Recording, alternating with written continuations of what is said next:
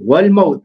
Ölüm gelgen bolsa deydi. Ölüm degen oroza karmadı bir adam. Oroza karmap turup түштө оз ашарга жетпей каза болуп калган болсо, не анын орозосу бузулду деп атат. Ошол күндүк орозосу жараксыз дейт. Бул маселени эскертилгенден кандай пайда бар десе, ал өлгөндөн кийин болду кутулду да эмнеге орозосу бузулду десе, алымдар эскерет.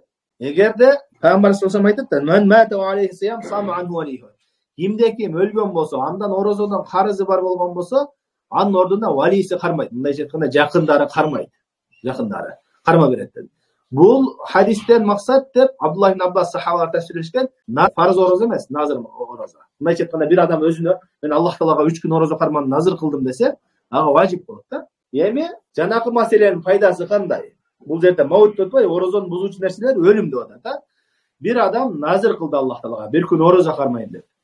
Anan oşol nazır orozasını tutup başladı. Baştağında tüşkö jetkende kaza olup kalgan bolsa, oşol gündük orozasını ne janağı orduna karma beret başka bireulер. Sebebi anın orozası jaraksız olup bütüp kaldı da. Oşon üçün orduna karmaydı.